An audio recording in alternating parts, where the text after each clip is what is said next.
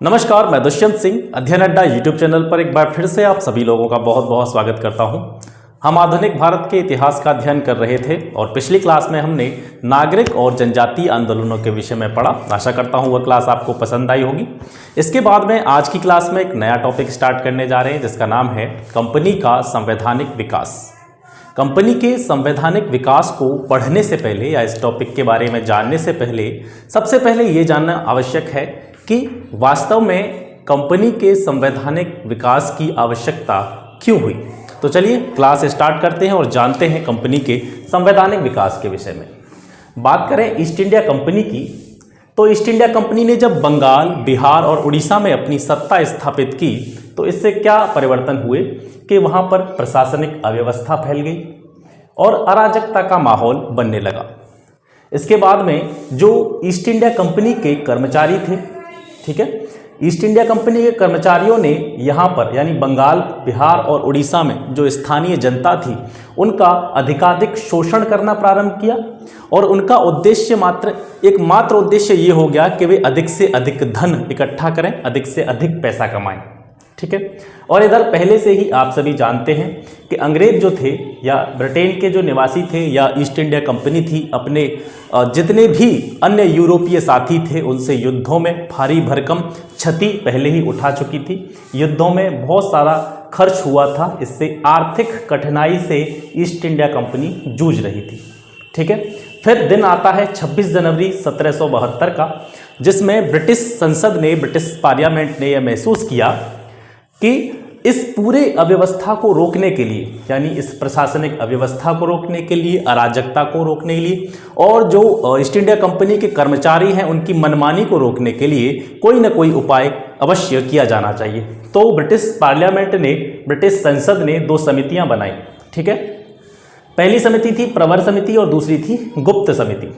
जो गुप्त समिति थी इसने 3 मई 1773 को जांच के बाद अपना प्रतिवेदन या अपनी रिपोर्ट जो है पेश की।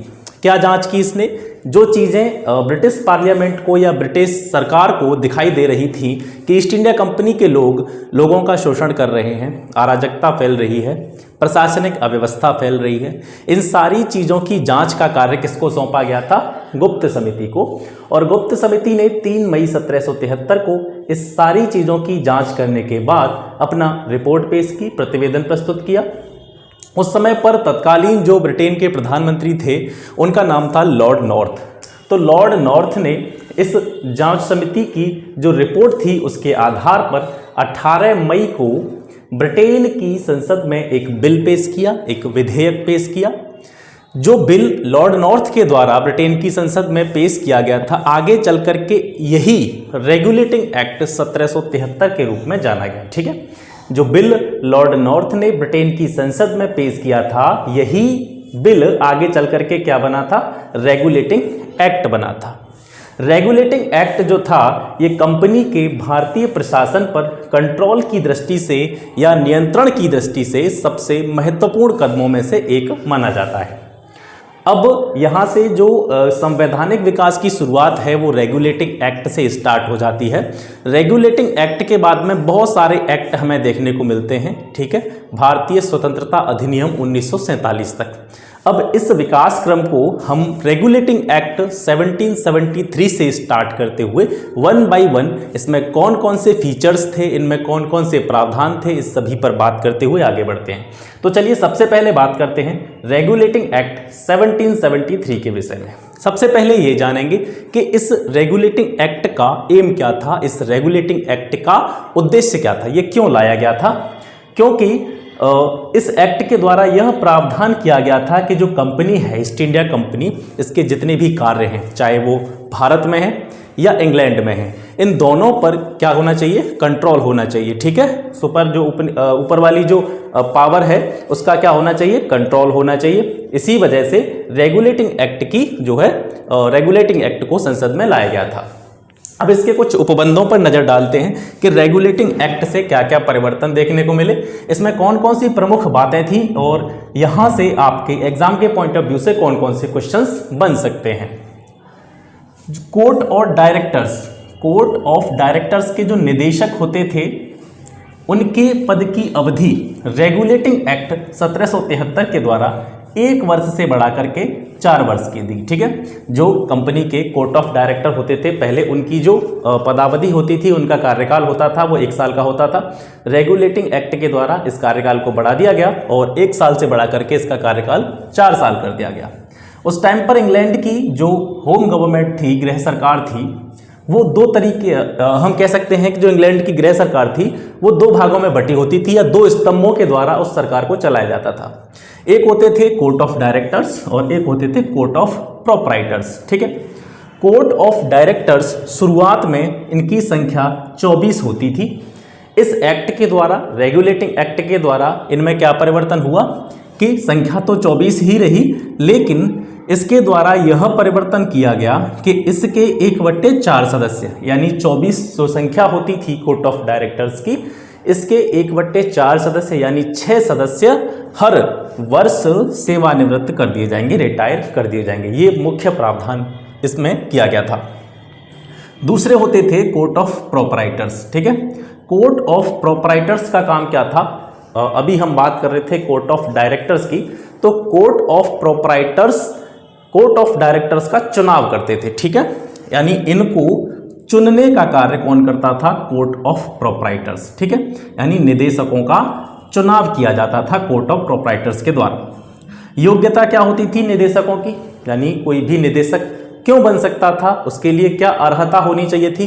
तो वो अर्हता होती थी कि जो भी चुनाव होता था इंग्लैंड में, उस चुनाव से 1 साल पहले तक का डाटा निकाला जाता था और उस 1 साल में जो भी व्यक्ति डायरेक्टर बनाया जाना है या कोर्ट ऑफ डायरेक्टर के सदस्यों में शामिल किया जाना है, वो चुनाव से ठीक 1 साल पहले तक उसकी जो इनकम होनी चाहिए थी या फिर कह सकते हैं उसके पास जो संपत्ति होनी चाहिए थी, वो कितनी मानी जाती थी? 1000 पौंड।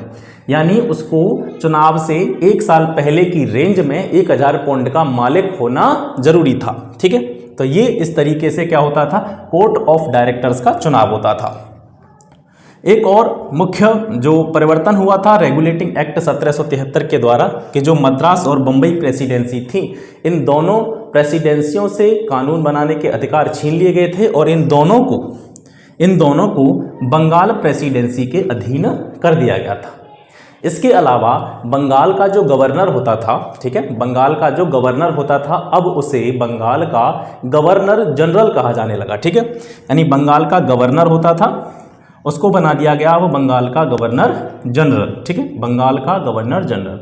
और सबसे प्रमुख प्रश्न ये पूछा जाता है यहाँ से कि बंगाल का सबसे पहला गवर्नर जनरल कौन था? तो इस पद पर सबसे पहले कौन थे? Warren Hastings. ठीक है, वॉरेन हेस्टिंग्स को बंगाल का पहला गवर्नर जनरल बनाया गया था और इसकी सहायता के लिए 4 सदस्यीय कार्यकारिणी की स्थापना की गई थी।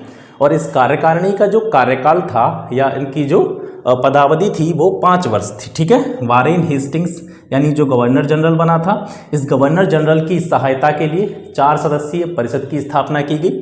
ठीक है, उन 4 सदस्यों में कौन कौन थे उनके नाम एक बार जान लेते हैं। कभी कभी इनके नाम भी पूछ लिए जाते हैं।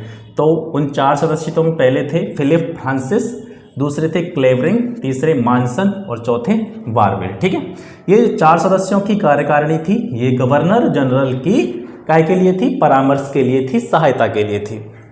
इसके अलावा रेगुलेटिंग एक्ट के द्वारा सुप्रीम कोर्ट की स्थापना हुई थी कलकत्ता में 1774 में। मोस्ट इंपोर्टेंट क्वेश्चन है, अब कई बार पूछा गया है और आ भी सकता है। ठीक है, सुप्रीम कोर्ट की जो स्थापना हुई थी कलकत्ता में 1774 में, वो रेगुलेटिंग एक्ट के द्वारा ही की गई थी। और मुख्य प्रश्न यहाँ से ये बनता है कि जब सुप्रीम कोर्ट की स्थापना हुई तो उसके जो मुख्य न्यायाधीश थे, चीफ जस्टिस, वो कौन थे? Elijah Impey. ठीक है, एलिजा इम्पे सबसे पहले चीफ जस्टिस थे कलकत्ता सुप्रीम कोर्ट के। इसके अलावा कुछ अन्य न्यायाधीशों की नियुक्ति भी की गई थी जिनके नाम थे चैम्बर्स, लेमेस्टर और हाइड। ये जो थे ये चीफ जस्टिस के सहयोग के लिए, परामर्श के लिए या सहायता के लिए रखे जाते थे। इसके अलावा जो कोर्ट था सुप्रीम कोर्ट या सर्वोच्च न्यायालय, उसको किन किन क्षेत्रों में जो है अपने किन किन क्षेत्रों के अधिकार दे दिए गए, उसको सिविल अधिकार प्रदान कर दिए गए सारे, सेना से संबंधित जितने भी मामले थे वो भी सुप्रीम कोर्ट के अधीन कर दिए गए। इसके अलावा आपराधिक मामले, ठीक है, और धार्मिक मामलों से संबंधित जितने भी मैटर्स थे वो भी सुप्रीम कोर्ट के नियंत्रण में कर दिए।